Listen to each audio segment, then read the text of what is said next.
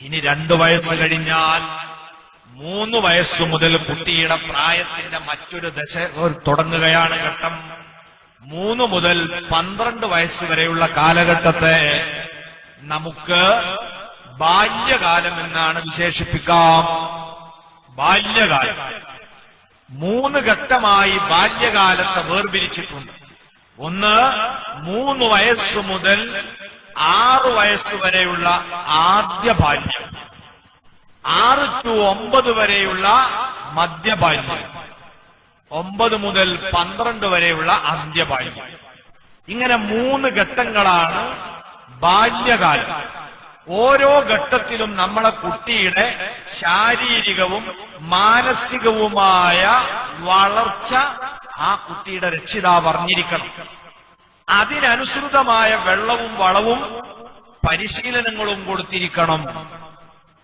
എന്താണ് ആദ്യഘട്ടത്തിന്റെ അവസ്ഥ? ബാല്യകാലത്തെ ആദ്യഘട്ടത്തെ വിദ്യാഭ്യാസ വിശേഷണന്മാരെ ഭാഷയിൽ നഴ്സറി ഘട്ടം എന്നാണ് പറയുന്നത്. നഴ്സറി ഘട്ടത്തിൽ മാനസികമായി കുട്ടികൾ വലിയ മാറ്റത്തിന് വിധേയപ്പെടുന്നുണ്ട്. എന്താണ് ആ മാറ്റം? അത് തലച്ചോറിന്റെ വളർച്ച ഏകദേശം 90% പൂർത്തിയാകുന്നത് 3 വയസ്സ് 3.5 വയസ്സ് ആകുമ്പോഴാണ്, നഴ്സറി പ്രായത്തിൽ. അതുകൊണ്ട് തന്നെ കുട്ടികൾ ബുദ്ധിപരമായ ചില പ്രകടനങ്ങളൊക്കെ കാണിക്കാൻ തുടങ്ങുന്ന സമയമാണ്. ബുദ്ധി വളർച്ച നടന്നതുകൊണ്ട് ബുദ്ധിയുമായി ബന്ധപ്പെട്ട ചില കാര്യങ്ങളൊക്കെ കുട്ടികൾ ചെയ്യും. ഇതിന്റെ ഭാഗമാണ് അന്വേഷണ ത്വര, അറിയാനുള്ള അടങ്ങാത്ത ആഗ്രഹം. നഴ്സറി പ്രായത്തിന്റെ ഒരു സവിശേഷതയാണ്. 3-3.5 വയസ്സ് പ്രായമുള്ള ഒരു കുട്ടി വീട്ടിലുണ്ടെങ്കിൽ ഉമ്മാക്കും വാപ്പാക്കും സ്വൈര്യം കിട്ടൂല. എന്തിന്റെ പേരിൽ? അറിയാനുള്ള ആഗ്രഹം കാരണം ചോദ്യശരങ്ങൾ ഇങ്ങനെ വന്നുകൊണ്ടിരിക്കും. അതെന്താ, ഇതെന്താന്ന് വെച്ചു.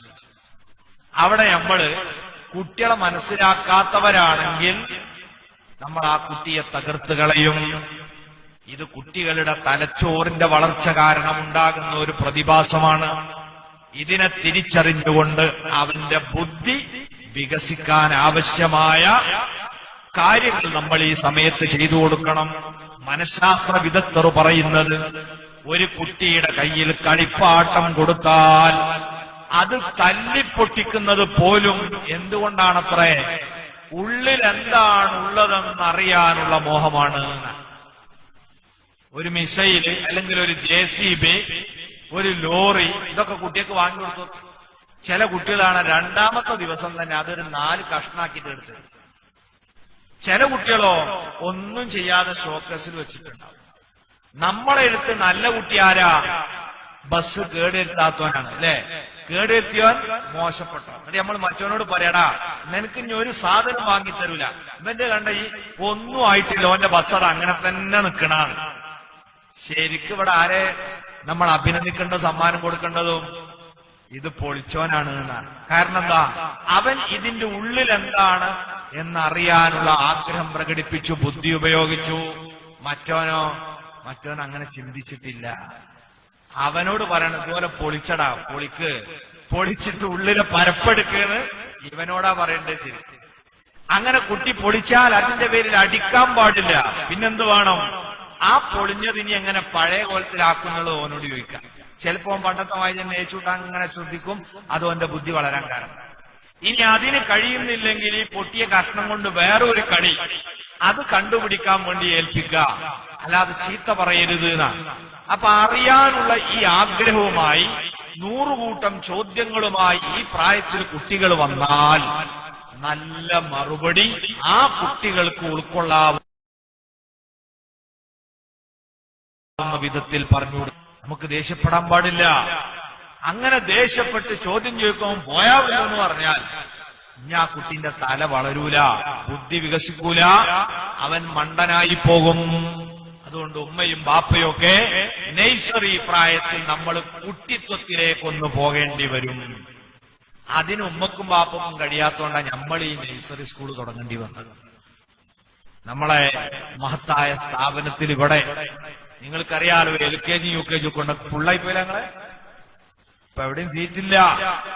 കാരണം അവിടെ ഇതൊക്കെ പഠിച്ച അധ്യാപികമാരായിരിക്കും ഈ പ്രായത്തിലുള്ള കുട്ടിക്ക് പരിശീലനം കൊടുക്കുന്നത്. ഇന്ന് അവിടുന്ന് ഉയർന്നു നിങ്ങൾക്കറിയോ, ഇന്ന് വന്നിരായ AP ഉസ്താദിന്റെ നേതൃത്വത്തിൽ 4 കേന്ദ്രങ്ങൾ ഉദ്ഘാടനം ചെയ്തു നമ്മളെ നഴ്സറി വിദ്യാർത്ഥികൾക്ക് വേണ്ടി. എന്താണ് ആ കേന്ദ്രത്തിൽ പഠിപ്പിക്കുന്നതെന്നറിയോ? പരിശുദ്ധ ഖുർആൻ മനഃപ്പാടമാക്കുക. ആര്? 3 വയസ്സുള്ള കുട്ടികൾ. ലോകം മാറുകയാണ്. കാരണം എന്താ? അനുകരണ വാസന ജീവിതത്തിൽ ഏറ്റവും കൂടുതൽ ഒരു കുട്ടിക്കുണ്ടാകുന്നത് നഴ്സറി പ്രായത്തിലാണെന്നാണ്. അതുകൊണ്ടാണ് 3 വയസ്സുകാരനായ ഇംഗ്ലീഷുകാരന്റെ കുട്ടി ഇംഗ്ലീഷ് പഠിച്ചിരിക്കുന്നു, സംസാരിക്കാൻ പഠിച്ചു. അറബിയുടെ കുട്ടി അറബ് പഠിച്ചു. മലയാളിയുടെ കുട്ടി മലയാളം പഠിച്ചു. ഇതെന്തുകൊണ്ടാണ്? നിങ്ങൾ നോക്കൂ, നമ്മളൊരു 25 വയസ്സായതിനു ശേഷം സൗദി അറേബ്യയിൽ ചെന്ന് 35 വയസ്സ് വരെ താമസിച്ചിട്ടും അവര് സംസാരിക്കുന്നത് പോലെ അറബ് പറയാൻ നമുക്ക് കഴിഞ്ഞില്ല.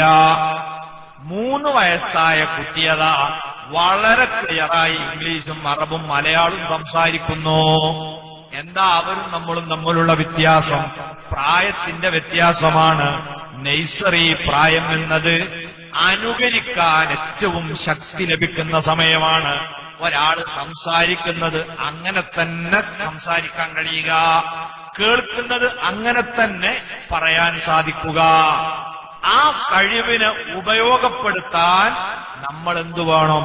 നമ്മളെ മുൻഗാമികളൊക്കെ ചെയ്തതുപോലെ വളരെ നേരത്തെ തന്നെ കുട്ടികൾക്ക് ഖുർആൻ പഠിപ്പിക്കണം എന്ന ചിന്തയിലേക്ക് നമ്മൾ മടങ്ങണം. ഇത് പുതിയതല്ല, ഇത് പഴയതാ.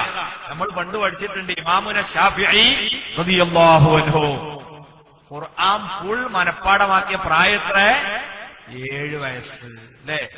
അപ്പൊ അന്നൊക്കെ ഈ മനഃപ്പാടാക്കലൊക്കെ എപ്പാ? നഴ്സറി പ്രായത്തിലാണ്. അപ്പൊ നമ്മൾ അങ്ങോട്ട് പോവാണ്, പഴമയിലേക്ക് പോവാണ്. അങ്ങനത്തെ 4 സ്ഥാപനം ഇന്ന് തുറന്നു. ഒന്ന് മർക്കസിലാണ്, ഒന്ന് നമ്മളെ കൊടുവള്ളിയിലാണ്.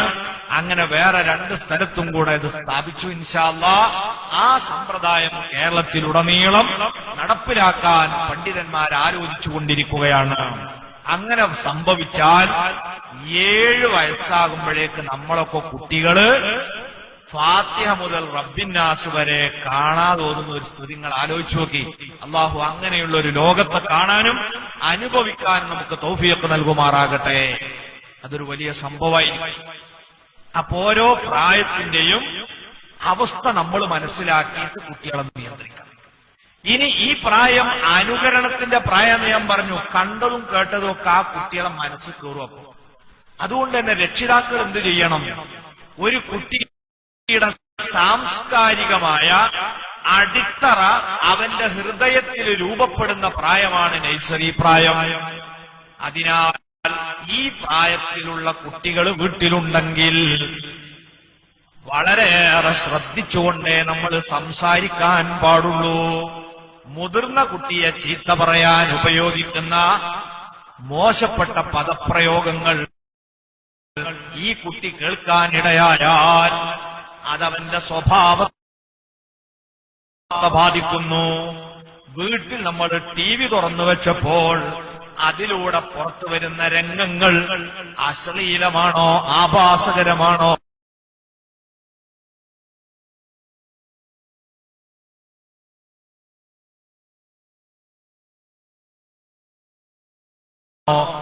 ഈ ചെറിയ കുട്ടിയുടെ ഹൃദയത്തിൽ സാംസ്കാരിക ചില നായകന്മാരുണ്ട്, കഥാപാത്രങ്ങൾ ഒരിക്കലും തോൽക്കാത്ത കഥാപാത്രങ്ങൾ, സാഹസികമായ പലതും കീഴടക്കുകയാണ്.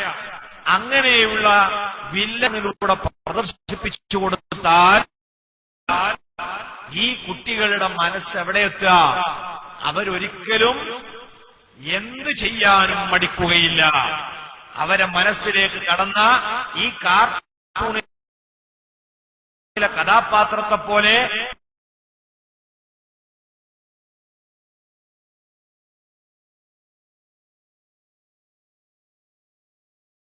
സാഹസികമായ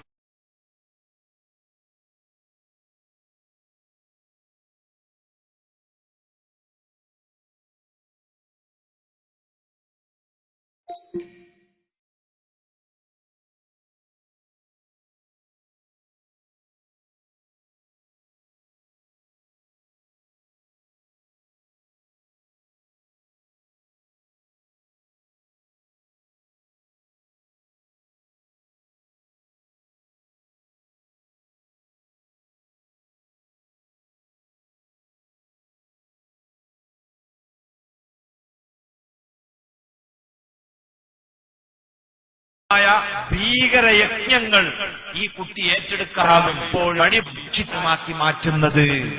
അതുകൊണ്ട് നമ്മളെ ജീവിത പരിസരം ശ്രദ്ധിക്കണം. നഴ്സറി പ്രായമുള്ള കുട്ടി നിഷ്കളങ്കനാണ്.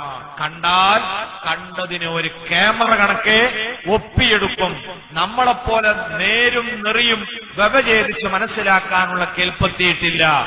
നെല്ലും പതിരും വേർതിരിച്ചറിയാൻ കഴിഞ്ഞിട്ടില്ല. കുട്ടി കാണുന്നതെന്തോ അതാണ് ജീവിതമെന്ന് ആ കുട്ടി ഉൾക്കൊള്ളും. അത് തെറ്റായിരുന്നെങ്കിൽ കാണിച്ചു കൊടുത്ത ഉമ്മയും ബാപ്പയും നാളെ പടച്ചറബിന്റെ മുമ്പിൽ മറുപടി പറയേണ്ടി വരും. അതാ മുത്തുനബി പറഞ്ഞത് ഫഅബവാ, ഉമ്മയും ബാപ്പയുമാണ് കാരണക്കാര്. നമ്മൾ ശ്രദ്ധിക്കണം.